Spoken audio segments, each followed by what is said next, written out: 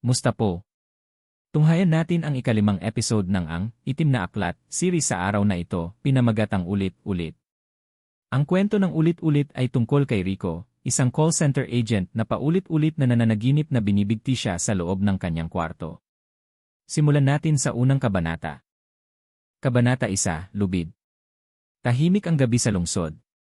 Tanging ang mahinang ugong ng aircon at ang patak ng tubig mula sa gripo ang naririnig sa loob ng Unit 812. Nakahiga si Rico sa kanyang kama, nakapikit, ngunit hindi tulog. Nanginginig ang kanyang mga daliri habang nakapatong ang kamay sa dibdib. Nakakuyom ang isang kamao para bang may pinipigilang hindi sumabog sa loob niya. 6 na gabi na. 6 na gabing pareho ang kanyang panaginip. Sa panaginip, nakatayo siya sa gitna ng kanyang kwarto, madilim, malamig. Walang kahit anong ingay, ngunit may presensyang naroroon. Isang taong hindi niya makita. Isang aninong halos kaboses niya, na palaging naglalakad paikot sa kanya, pabulong na sinasabi. Tulog ka pa rin eh. Hindi ka pagising gi. At bago pa siya makatakbo, nararamdaman niya ang pag-ikot ng isang malamig na lubid sa kanyang leg. Pagkatapos, hindi lang pagbibigti, kundi pagpupunit ng hininga, parang may hinihigop palabas sa kanyang katawan. Gabi-gabi, nagigising siyang pawis na pawis, hingal na hingal, at may bahagyang hapdi ang leg. Akala niya noong una ay masama lang ang kanyang pagkakahiga. Pero hindi iyon basta pilay o pulikat, may bilog na bakas na pula-pula, parang hinihila siya ng kung ano sa panaginip. At sa bawat paggising, naamoy niya ang amoy ng lumang lubid, basang lubid, amoy amag, amoy dumi ng kulungan. Ngayong gabi, hindi na siya makatulog. 3:00 na ng madaling araw. Patay na ang lahat ng ilaw maliban sa desk lamp sa gilid ng kama. May hawak siyang kape na hindi malamig, hindi rin mainit. Hawak lang. Walang balak inumin. May narinig siyang kaluskos mula sa kisam. Mabilis ang tuka ng kanyang puso. Tumayo siya, tinignan ang paligid. Wala namang daga. Wala rin namang ibang kwarto sa itaas, nasa pinakamataas na palapag na siya ng gusali. Nilapitan niya ang aircon. Baka may bara. Baka yun lang. Pero hindi yon. Habang nakatayo siya malapit sa bintana, bigla siyang napalingon sa kanyang sariling salamin. Sa loob ng kanyang salamin, may isang itim na anino sa likod niya. Hindi gumagalaw. Hindi rin sumasabay sa kilos niya. Nanlalamig ang kanyang batok. Dahan-dahan siyang lumingon pabalik. Wala. Balik sa salamin. Wala rin. Napabuntong hininga siya, ngunit sa mismong pagbuntong hininga niya, may sumabay na boses mula sa likod ng kanyang tenga. Matulog ka na, Rico eh. Nabitawan niya ang tasa. Kumalabog ito sa sahig at tumilapon ang kaunting kape. Tumakbo siya palabas ng unit. Halos wala siyang tsinelas, wala siyang suot na damit pang itaas. Binaba niya ang hagdan mula 8th floor. Pagdating sa lobby, nanginginig pa rin ang kanyang katawan. Lumapit ang guard. Sir, ayos ka lang po. Hindi siya makasagot agad. Nanginginig ang kanyang muso. Pinilit niyang ngumiti, pilit na pilit, sabay sabing, sorry. Akala ko may daga lang sa taas. Habang bumalik siya sa elevator makalipas ang ilang minuto, nag-vibrate ang kanyang cellphone. Isang anonymous na text message. Walang pangalan. Walang number. Walang contact history. Kahit anong gawin mo, babalik ka pa rin sa kwarto. Ulit-ulit. Kabanata 2, Amoy Lubid. Tahimik ang elevator habang umaakyat si Rico pabalik sa ika-8 palapag. Sa bawat ding ng palapag, parang may bumibigat sa kanyang dibdib. Naramdaman niyang parang ayaw niyang bumalik sa kanyang unit. Parang may hinihila sa kanya pabalik, ngunit hindi papasok, pabalik palabas, pababa, paalis sa buong gusali. Ngunit wala siyang ibang mapuntahan. Pagbukas ng elevator sa floor 8, tahimik. Walang ibang bukas na ilaw maliban sa emergency light. Nilakad niya ang maiksing hallway patungo sa kanyang unit. Tumigil siya sa harap ng pinto. Ang doorknob ay malamig, tila may iniwang hamog. Habang inilalapit niya ang susi, may narinig siyang mahina, ngunit klaro na pagbulong mula sa kabilang gilid ng pintuan. Buksan mo na. Hinihintay ka na. Bigla niyang binawi ang kamay. Nanigas siya sa kinatatayuan. Pinilit niyang sagutin ang sarili, baka imagination lang, baka epekto ng puyat at kaba. Ngunit may isa pang bulong, mas malinaw na ngayon. Pagod na ako, Rico, ikaw na. Pagpasok. Binuksan niya ang pinto. Walang ilaw. Hindi niya agad naabot ang switch.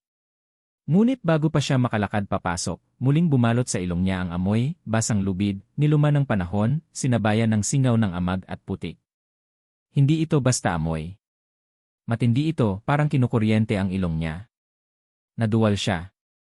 Napaupo sa sahig. Pilit niyang isinara ang pinto at binuksan ang ilaw. Nang magliwanag ang unit, wala namang kakaiba. Walang tao. Walang anino. Ngunit sa gitna ng kanyang maliit na mesa, may bagay na hindi niya maalalang inilagay niya roon. Isang piraso ng lubid. Madungis. Basa. At may bahagyang pulang mansa sa dulo, parang dugo. Pagbisita ng multo. Hindi siya nakatulog buong gabi. Nakatitig lang siya sa piraso ng lubid sa mesa, hindi ito ginagalaw. Tuwing susubukan niyang ipikit ang mata, nararamdaman niyang may nakaupo sa paanan ng kanyang kama. Hindi gumagalaw. Hindi nagsasalita. Basta nandoon lang. Parang inaantay siya. 7:00 ng umaga, halos sabog na ang ulo ni Rico. Bumangon siya, lumapit sa mesa at wala na ang lubid. Pinagpapawisan siya kahit malamig ang kwarto. Hindi niya alam kung nanaginip siya, kung nababaliw na ba siya, o kung totoo ang lahat. Biglang nagring ang cellphone niya. Walang pangalan. Walang number. Blanko ang screen. Sinagot niya. Tahimik. Hanggang sa may narinig siyang humihinal sa kabilang linya. Paos. Mahinang boses. At sinabi nito ang mga salitang halos ikinagiba ng buo niyang katawan. Ako si Jerwin.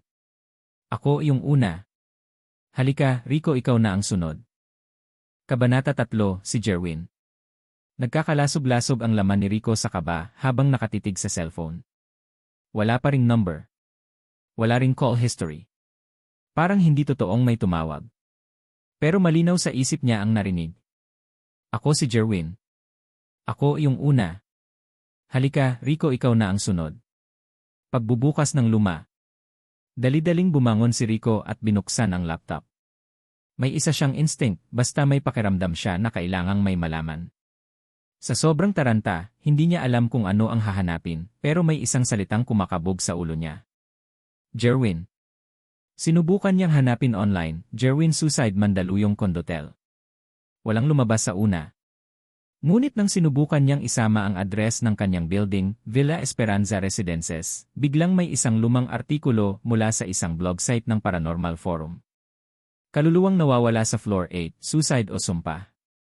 Abril 2019, isang lalaking call center agent na kinilalang Jerwin Le, natagpo ang nakabitin sa loob ng kanyang unit sa ika-8 palapag ng Villa Esperanza Residences. Ayon sa mga kapitbahay, may ilang gabi bago ang insidente kung saan naririnig siyang sumisigaw habang natutulog. Paulit-ulit. Paulit-ulit daw ang isinisigaw nito. Nanlamig ang mga kamay ni Rico. Pakiramdam niya ay may humawak sa batok niya. Ang unit number ng lalaki. 812. Kanyang unit. Simula ng pag-ulit. Tumayo siya mula sa pagkakaupo. Nilibot ng tingin ang unit, ang kisam, ang mesa, ang pintuan ng banyo, ang salamin. Parang biglang lumiit ang buong kwarto. Parang nilulunok siya ng paligid. Lumapit siya sa salamin. Tinitigan ang sarili. Pagod. Nangingitim ang ilalim ng mata. Maputla. May manipis na pulang marka sa leg. Hindi niya maalalang nadikit siya sa kahit anong matigas o matalas. Pero nandoon yon, paikot, parang tinali siya. At sa paghinga niya ng malalim, muli na namang bumalik ang amoy ng lubid, basa, malansa, parang pinaghalong lumang alikabok at dugo. Sinubukan niyang humakbang palayo sa salamin. Ngunit hindi gumalaw ang refleksyon niya. Nakatayo pa rin sa harap, nakatitig sa kanya. Ngumingiti. Iba ang ekspresyon. Habang si Rico ay natatakot, ang nasa salamin ay may nakapirming ngisi, isang ngising walang emosyon, walang awa. Bigla itong gumalaw. Ang kamay ng refleksyon ay itinaas at tinuro siya sa noo. Mabagal. Malamig. Matatag. At binulong nito sa mismong tono ni Rico. Hindi ka pagising, Gi. Pagputol ng reality. Napasigaw si Rico at binasag ang salamin gamit ang kanyang kamao. Dugo. Salamin. Sigaw. Nagpatong-patong ang tunog sa kanyang tainga, sigaw ng mga hindi niya kilala, mga kaluskos, ungol, at paulit-ulit na salita. Ulit-ulit. Ulit-ulit, ulit-ulit. Hindi na niya alam kung gising pa siya. Hindi na niya alam kung nananaginip pa siya. At sa gitna ng kanyang hilong-hilo at duguang kamay, tumigil ang lahat ng ingay. Isang pinto ang bumukas sa kanyang likod. Hindi iyon ang pintuan ng unit. Wala dapat pintuan doon. Ngunit sa mismong pader ng kanyang kwarto, may pinto na tila lumitaw lang sa loob ng panaginip. Itim. Luma. At unti-unting bumubukas. Mula sa loob, lumabas ang isang lalaking nakayuko, nakaitim, at may pulang sugat sa leg. Jerwin, bulong ni Rico. At sumagot ang anino. Sa susunod na gising mo, ikaw na yan. Kabanata 4, Gising. Mata pa lang ni Rico ang nagising. Ang katawan niya, tila naiwang nakadikit sa higaan. Mabigat ang ulo. Masakit ang likod. Mainit ang dibdib pero malamig ang balat. Tiningnan niya ang paligid. Hindi ito ang kanyang kwarto. Walang kisame, walang mesa, walang ilaw. Madilim. Putlang-putla ang lahat, parang sinaputan ng alikabok ang bawat sulok. Sa sahig ay may basa, malamig na tubig na tumatagos sa kanyang likod. Sa malayo, may tunog na tik-tik-tik, hindi orasan, hindi gripo. Parang lubid na hinihila. At sa dilim, may isang pamilyar na boses. Gising ka na, pero dito ka pa rin. Tunay o hindi? Nagising siyang muli, ngayon sa kanyang sariling kama. Basang-basa ng pawis, habol ang hininga. Pangatlong beses na itong nangyari sa isang gabi. Paulit-ulit na gising. Paulit-ulit na panaginip. Pero sa tuwing nagigising siya, may nadadagdag. Sa unang gising, nakita niya ang pinto sa dingding. Sa ikalawa, naroon na si Jerwin. Sa ikatlo, may upuan na sa tabi ng kama, at may hubog ng taong nakaupo roon, na parang may bigat ngunit walang mukha. Ngayon, kahit gising siya, naroon pa rin ang amoy ng basang lubid. Sinubukan niyang isalpak sa isip na may sakit lang siya, o baka nagka-fever. Hallucination. Stress. Delirium. Lahat ng paliwanag ay pilit. Pero sa bandang huli, hindi niya mapagtakpan ang katotohanan, may sumusubok pumasok sa kanyang utak. Ang luma niyang notebook. Muling lumapit si Rico sa kanyang lumang aparador. Sa ilalim ng mga gamit, nandoon ang isang luma niyang notebook noong college. Walang dahilan para buksan iyon ngayon. Pero parang may nagtutulak. At sa mismong pagbukas niya ng gitna, may isang pahinang hindi niya sinulat. Pahina 33. May tinta roon, pulang-pula, tila dugo. Gusto ko nang huminto pero hindi ako makalayo. Jerwin.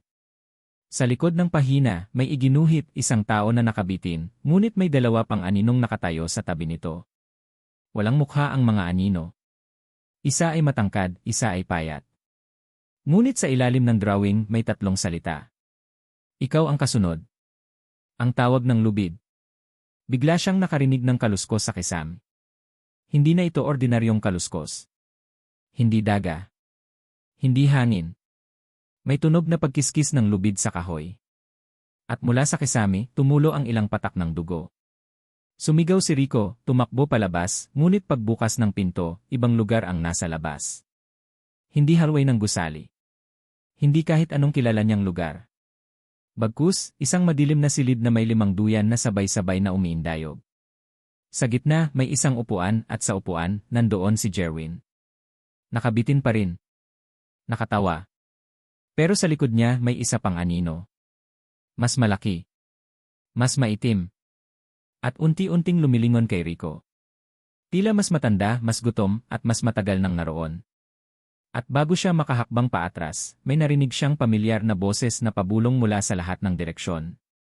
Ito ang gising. Hindi mo ito matatakasan. Ulit-ulit na ito. Kabanata 5, Kaladkad. Lunes. 7:36 ng gabi.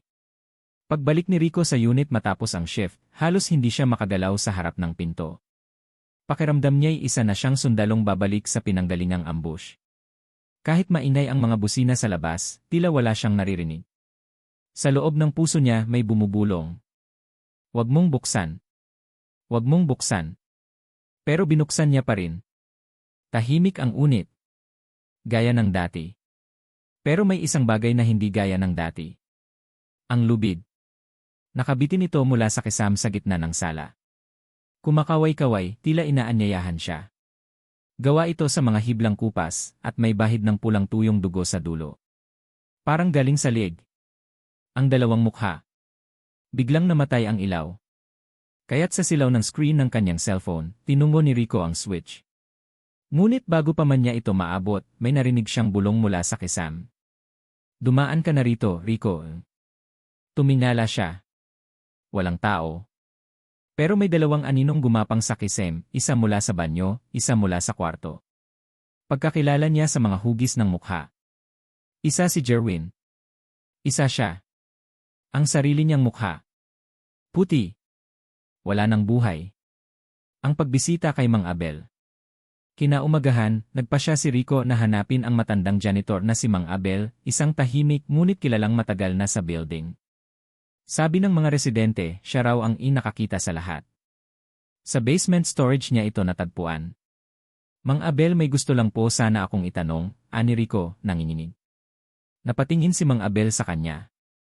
Mabagal, mapanuri, parang alam na agad ang dahilan. Sa panaginip mo o sa gising mo nangyayari? Nanigas si Rico. Hindi pa siya nagsisimula pero alam na agad ng matanda. Pareho na po, sagot niya. Laging may lubid. Laging may anino. Laging si Jerwin. Tahimik si Mang Abel. Hanggang sa inilabas nito ang isang lumang larawan, itim at puti, kupas. May 3 taong nakatayo sa harap ng gusaling yon noong hindi pa ito kondotel. Isa roon si Jerwin. Isa pa ay batang Rico, hindi siya sigurado kung imahinasyon lang niya. Ang ikatlong lalaki. May itim na mukha. Wala itong mata. At may hawak na lubid. Yan ang kaladkad. Kaladkad. Tumango si Mang Abel. Kaluluwa ng mga taong namatay sa sariling bangungot. Pag nasundan mo ang yapak nila, mapupunta ka rin sa pagitan. Hindi lang yan multo, Rico. Sumpa yan. Parang uod na gumagapang sa loob ng panaginip. Hindi ka matutulog. Hindi ka rin magigising. Babala. Paano po ako makalalaya? Humugot ng lalim ng hininga si Mang Abel. Lumapit sa kanya at mahigpit na bumulong. Bago ka pa hilain ng lubid, kailangan mong putulin ang koneksyon. Anong koneksyon? Ang dahilan kung bakit ka pinili. Isang kasalanan. Isang lihim. Isa kang salamin ng taong nauna. Alamin mo kung ano. O ikaw na ang isusunod. Pagtapak sa bangungot. Pagbalik niya sa unit, wala na ang lubid. Ngunit ang kanyang cellphone ay may bagong mensahe, walang sender. Alam mo na ba kung bakit ikaw ang pinili? Ulit-ulit lang to hanggat umamin ka. Tumulo ang malamig na pawis ni Rico. At sa bintana ng unit, may makikita siyang refleksyon. Hindi niya sarili. Kundi si Jerwin nakangiti. May suot na uniform ng call center. Pareho sa kanya. Kabanata 6, Lihim ng Break Room. Martes. 1:23 a.m. Hindi makatulog si Rico. Nakaupo siya sa kama, nakatitig sa lubid na wala naman doon, pero ramdam niya pa rin ang bigat nito sa kanyang leg. Kahit pumikit siya, parang may humihila sa kanya paatras, papunta sa kisam. Kaya nagdesisyon siyang magtrabaho na lang ng maaga. Para hindi siya makatulog. Para makatakas. Pero hindi niya alam, sa mismong call center niya nagsimula ang bangungot. Ang break room na di na binubuksan. Pagdating niya sa opisina, madilim pa ang paligid. Wala pa ang ibang agents. Wala pang ilaw. Pero may isa ng pintong nakaawang, ang lumang break room sa dulo ng hallway. Matagal na itong di binubuksan. Sabi-sabi may isang agent daw na doon nagpakamatay, sabay resign ng halos kalahating team. Mula noon, nilagyan ng chain lock ang pinto. Pero mayong umaga, wala ang kadena. Bukas ang pinto. At may ilaw sa loob. Dahan-dahang lumapit si Rico. Humakbang ng pakonti-konti habang kinakalma ang tibok ng puso. Pagpasok niya, ramdam niyang malamig. Parang ibang hangin ang naroroon. Amoy amag. Amoy luma. Sa loob, wala namang kakaiba, kundi ang lumang locker ni Jerwin na ngayon ay bahagyang bukas. Ang liham. Nanginginig ang kamay ni Rico habang inaabot ang loob ng locker. May isang sobre. Sa harap may sulat. Huwag mong basahin ito kung wala ka sa parehong sitwasyon. Kung hindi mo na alam kung panaginip ba o gising ka pa. Binuksan niya pa rin. At sa loob ay may isang liham na isinulat ni Jerwin. Sulat kamay. Gamit ang pulang tinta. Rico, kung sino ka man na makakabasa nito, malamang ay pinili ka na rin. Una kang makakaranas ng ulit-ulit na panaginip. Sa simula, mapapaisip ka kung puyat lang. Stress. Pero habang tumatagal, mapapansin mong may pattern. Laging may lubid. Laging may kisam. Laging may anino. Ang kaladkad ay hindi multo. Isa itong nilalang na nagpapakain sa takot at kasalanang tinatago. Sa bawat taong hindi umamin sa sarili nilang lihim, pinapasok nito ang isip, dahan-dahang kinakain ang loob. Hindi ito titigil. Hanggang hindi ka bumigay. Hanggang hindi ka sumuko. Hanggang hindi mo aminin ang kasalanang iniwan mo. Ako? Namatay akong nakangiti pero hindi ako payapa. Baka ako na rin ang susunod niyang gamitin. Kapag naramdaman mong bumigat ang hangin sa kwarto mo, tumakbo ka. Huwag kang titingin sa kisem. Huwag kang huli. Ang pagsilip. Pagkatapos basahin ang liham, napalingon si Rico.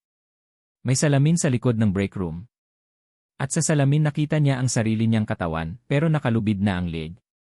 Nakatayo pa siya pero ang refleksyon niya ay nakabitin. Ang mga mata nito'y puti. Bukas ang bibig. At mula rito, lumalabas ang boses ni Jerwin. Alam ko ang ginawa mong dahilan. Alam ko kung bakit ikaw ang pinili. Biglang humangin. Tumilapon ang mga papel sa paligid. Umangat ang mga upuan. At unti-unting bumukas ang kisem. May butas. May aninong gumagapang pababa. May mahabang daliri humahaplos sa kanyang batok. Tumakbo si Rico palabas. Halos mabali ang pinto. Bumulusok siya sa hallway, hinal, pawis, takot. Ngunit ang bawat hakbang niya, parang hindi siya umaalis sa lugar. Ulit-ulit ang daan. Ulit-ulit ang mga ilaw. Parang walang katapusang loop. At sa bawat kanto ng hallway, may bagong mensaheng nakasulat sa pader gamit ang pulang krayola. Ikaw ang dahilan. Aminin mo. Bago ka hilahin. Kabanata 7, ang kasalanan. Miyerkules, 2:09 a.m. Hindi na bumalik sa unit si Rico. Nagpalipas siya ng oras sa isang 24-hour fast food, nagkukubli sa ilalim ng ilaw, nakatingin sa mga dumadaang kotse sa labas, habang nanginginig ang kamay na may hawak na malamig na kape. Sa sulok ng kanyang paningin, minsan ay may nakikita siyang aninong dumadaan. Isang pamilyar na hugis. Parang katawan ni Jerwin nakayuko, parang may hinahanap. At laging napapalingon sa kanya. Pero kapag tinutok na niya ang mata, wala naman. Sinisisi niya ang puyat, ang stress, ang bangungot. Pero sa sulok ng puso niya, alam niyang hindi lang basta, multo, ang humahabol sa kanya. Hindi lang basta bangungot ang bumabalik. May kasalanan siyang kailangang aminin. Ang pag-ami. 3:24 a.m.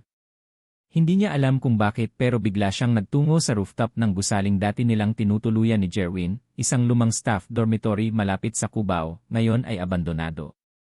Pag-akyat niya sa rooftop, ramdam niya ang lamig, hindi lang ng hangin, kundi ng lugar. Parang may iniwang bigat ang bawat pader. Dito. Dito niya huling kinausap si Jerwin. Walang iba roon ng gabing yon. Si Jerwin ay tahimik, nakaupo sa gilid, may hawak na boteng walang laman. May sinabi ito na hindi niya sinagot. Pagod na ako, Rico. Walang sagot si Rico. Pinikit lang niya ang mata at iniwan si Jerwin sa dilim. Kinabukasan, bangkay na lang si Jerwin. Bitin sa sarili niyang lubid sa kwarto. Walang suicide note. Wala ni isang paalam. Ang katotohanan. Ngayon, habang nakatayo siya sa parehong pwesto, naririnig niyang muli ang huling salita ni Jerwin. Pagod na ako. At doon niya napagtanto ang kasalanan. Hindi niya pinatay si Jerwin pero pinabayaan niyang mamatay ito. Alam niyang humihingi na ito ng tulong. Alam niyang may dinadala si Jerwin na hindi na nito kayang pasanin. Pero sa halip na damayan pinili niyang talikuran. Umalis siya. Hindi siya bumalik. At ngayon, bawat pagbigti sa kanyang panaginip ay parusa. Paalala. Hindi lang ng anino ni Jerwin kundi ng sariling budhi. Ang anino sa ulap. Habang humihingal si Rico sa gitna ng rooftop, napatingala siya. May bumubuo sa ulap, isang hugis ng katawan na nakabitin. Paikot-ikot. Walang ulo. May lubid sa lig. At sa harap niya, tumindig ang isang nilalang na parang tao pero walang mukha. Balot ng itim. Parang usok. Parang abo. At nagsalita ito sa loob ng isip niya. Sa ulit-ulit mong pananahimik, ipinanganak ako. Sa pagtalikod mo, ako'y nabuhay. Ngayon, ikaw naman ang titigil sa paghinga. Pagtakas, tumakbo si Rico pababa ng gusali. Nanginginig. Walang makausap. Walang makalapitan. Pero sa bawat hakbang, sa bawat kanto, sa bawat ilaw sa daan, may isang bulong siyang naririnig. Ikaw ang dahilan. Aminin mo. Hindi ka na makakawala. Ulit-ulit ito. Hanggang sa maputol ang hininga mo tulad ng kanya. Kabanata 8, ang hangganan ng gising at panaginip. Huwebes, 4:16 AM. Pumapasok si Rico sa isang madilim na hallway ng call center. Mabilis na tinatahak ang paborito niyang daan, pero tila may lumalapit na ingay sa kanyang likuran. Isang mabigat na yapak na parang hindi nagmamaliw, na parang isang anino na sumasabay sa bawat hakbang niya. Minsan, tatakbo siya, pero sa bawat galaw, ang mga pader ng hallway ay parang dumarami. Ang bawat ilaw ay parang hindi na tumatagos. Ang bawat pinto ay nauurong, nagiging malabo at hindi makapasok. Bakit tila hindi siya umaalis sa lugar na ito? At sa kabila ng lahat, naririnig pa rin niyang may nagsusungaw na boses mula sa dilim, sa mga pader na parang sumasagot sa kanya. Hindi ka makakawala, Rico. Uulit ka ulit, hindi mo na kayang magising. Ang laban sa pagkamagnet. Nagising si Rico mula sa masidhing kalabit ng cellphone. Text ni Mang Abel. Huwag kang titingin sa kisem. Labanan mo. Si Mang Abel. Tinutulungan siya, pero kailan pa siya nag-text? Hindi siya nakatanggap ng mensahe kanina. Pumunta siya sa banyo. Walang kisam. Walang kisam, pero naramdaman niyang may humahaplos sa katawan niya. May mga kamay na parang pumipisil sa tiyan. May mga daliri na tinutuklaw ang leg. Nakababa sa harap niya ang nakasabit na lubid, pinipilit niyang hawakan, pero hindi niya magalaw ang sarili. Nanginginig. Walang hanggan ang mga yapak sa paligid, at ang boses ng kalaban, parang mas lumalapit. Ulit-ulit lang tayo. Hindi ka makakawala. Ang kwento ni Jerwin. Habang nakakapit ang dalawang kamay ni Rico sa pader, muling bumalik ang imahe ni Jerwin. Hindi si Jerwin na patay na, kundi ang Jerwin na buhay, buhay pa ang kaluluwa, na parang nagsusumamo. Minsan ay nagkikita pa sila sa pantry, tinutukso siya ni Jerwin, pinapaalala na siya lang ang tanging kaibigan na natira. Puno ka ng mga lihim, Rico, sabi nito. Hindi mo pa rin ako tinulungan. Pinili mong tumahimik. Pinili mong ipikit ang mata. Ngayon, ako ang maghahatid sa'yo. Pero ngayon hindi na lang iyon kwento ng pagkakaibigan. Lihim na mas malalim. Lihim na nakabaon sa ilalim ng utak ni Rico, isang lihim na pilit niyang itinatago. Isang lihim na hindi kayang takasan. Ang lihim na ibubunyag. Habang tinutuklasan ni Rico ang bawat sulok ng memorya niya, muling bumangon si Jerwin, 1 taon bago siya mamatay. Rico, ikaw ang dahilan. Huwag mong isisi sa akin kung bakit ako nagtakip ng mukha. Hindi ko na kayang isalba sarili ko. Si Jerwin. Si Jerwin na hindi kaya magpatawad. Pumanaw siya sa isang aksidente. Pero hindi yun ang buong kwento. Bago maganap ang aksidente, may nangyaring isang hindi inaasahan, may nangyaring isang kasalanan na hindi ipinaliwanag ni Rico kay Jerwin. Isang lihim na itinatagong pansin. Ang aksidente na nagdala kay Jerwin sa kanyang kalungkutan, ang boses ni Jerwin na humihingi ng tulong, ay dahil sa isang maliit na kasinungalingan. Si Rico ang nagtakda ng aksidente. Siya ang dahilan ng pagkamatay ni Jerwin. Ang pagbabago ng mundo. Ilang segundo lang, muling bumalik ang kadiliman. Ang mga halakhak ni Jerwin ay humahalo na sa mga yapak ni Kaladkad, nagiging isang nilalang na nagpapakita sa harap ni Rico. Biglang nabalot ng dilim ang buong katawan ni Rico, parang hinihigop siya ng malalim na hukay. May mga kamay na dumadaklot mula sa kisami, mula sa mga pader, mula sa ilalim ng kanyang mga paa. Sumisigaw siya. Hindi siya makakilos. Naramdaman niyang malapit na ang katapusan. Bumangon ka, Rico. Ulat-ulit lang ang lahat. Kabanata Siyam, ang huling pag-amin. Bayernes. 5:45 AM. Mabilis na tumatakbo si Rico sa kalsada. Ang kanyang mga paa ay parang hindi na sumusunod sa kanyang isipan, bawat hakbang ay parang sinasabayan ng mabigat na pagkahulog. Nanginginig siya. Kalahating gising, kalahating tulog. Wala na siyang takas. Ang bawat pinto na dumaan siya, bawat kanto na pinili, ay parehong dulo, parehong madilim, parehong nakakatakot. Ang bawat tahimik na sulok ay puno ng mga boses, ng mga salitang nag-uulit-ulit sa kanyang isipan. Hindi ka makakawala. Labanan mo. Aminin mo. Hindi mo kayang magising. Ang kwento ng kasalanan. Si Rico ay matagal nang nahulog sa kalituhan. Bawat gabi ay isang labanan para sa kanya upang makamtan ang kahit na isang sandaling kapayapaan. Ngunit hindi siya makalabas. Parang si Kaladkad ay bahagi na ng kanyang katawan, ng kanyang kaluluwa. Bago pumasok si Jerwin sa buhay ni Rico, siya na ang una sa lahat ng saksi sa masalimuot na lihim ng kanyang pamilya. Ang matandang bahay nila sa bayan, ang mga kwento ng mga kamag-anak na matagal nang patay, ang mga kasaysayan ng mga nakatagong sakripisyo at pagnanasa sa loob ng kanilang pamilya. Isa itong kasaysayan ng pagkakailalim at pagtakip. At si Rico siya ang pinakamalaking lihim. Isang lihim na pinili niyang huwag aminin. Matapos ang isang gabi ng inuman at kasiyahan, isang aksidente ang naganap na ikinasawi ni Jerwin. Si Rico, nalango sa alak at walang malay, ay hindi nakatulong nang mas kailangan siya ni Jerwin. Hindi niya na lamang ang nangyari kay Jerwin, pero sa loob ng kanyang puso, alam niyang siya ang may kasalanan. Siya ang tumalikod ng huling sandali. At dahil sa pagtanggi niyang aminin ang katotohanan, pumili ang kaluluwa ni Jerwin na maghiganti. Paghaharap sa Kaladkad.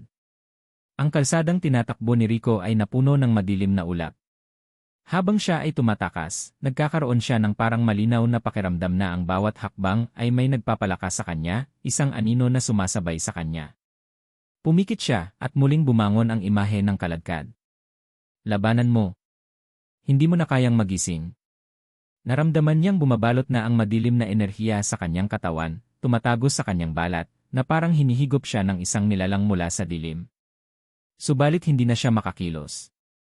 Nasa isang puk siya na parang hindi niya kayang iwasan, ang mga mata ng Kaladkad ay nakatingin sa kanya. Aminin mo, Rico. Nakita ni Rico ang kanyang sariling katawan sa harap ng dilim, walang mukha, walang mata. Isang katawan na ipinanganak mula sa kasalanan, mula sa hindi pagtatanggap. Nagdasal siya. Patawarin mo ako, Jerwin. Patawarin mo ako. Hindi ko kayang takasan ang aking kasalanan. Hindi ko kayang bumangon kung wala ka. Ang pagpapatawad. Biglang nanginig ang paligid.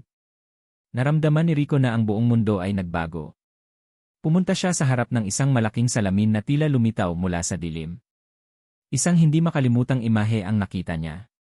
Si Jerwin. Hindi na si Jerwin ang may sakit na kaluluwa, kundi siya ang nagpapatawad. Ang nakangiting Jerwin ay naglakad papalapit, at ang mga mata nito ay hindi galit kundi pagpapatawad. Naglakad siya sa direksyon ni Rico, at dumampi ang mga kamay niya sa mukha nito. Bumangon ka, Rico, sabi ni Jerwin. Hindi mo na kailangang magtago pa. Ang kasalanan mo ay natubos. Ang katapusan ng bangungot. Ang lahat ng takot at pighati ay napawi. Nagdapo ang liwanag mula sa itaas. Isang mahihinang hangin ang dumaan sa katawan ni Rico. Pakiramdam niya ay nakalabas siya mula sa pinakamadilim na parte ng kanyang kaluluwa. Bumangon siya. Bumangon siya mula sa bangungot. Nasa kanyang harapan si Jerwin, at sa mga mata nito ay makikita ang pagpapatawad, ang kapayapaan. Wala nang ulit-ulit. At sa kanyang puso, alam niyang sa wakas ay tapos na ang lahat. Wala nang takot. Wala nang mga boses. Wala nang dilim na hahabol sa kanya. Natutunan niyang tanggapin na ang kanyang kasalanan, at sa huli, natutunan niyang magpatawad sa sarili. Ang kwento ni Rico ay isang paglalakbay mula sa takot patungo sa kalayaan. Ang kanyang bangungot ay isang simbolo ng hindi pagtanggap sa sarili, ngunit sa huli, natutunan niyang magpatawad at muling magsimula. Ang kanyang huling hakbang ay ang pagtanggap sa katotohanan, at ang huling takot na natutunan niyang talunin. Salamat po sa pagsubaybay. Ingat po lagi. God bless. Please subscribe sa ating channel.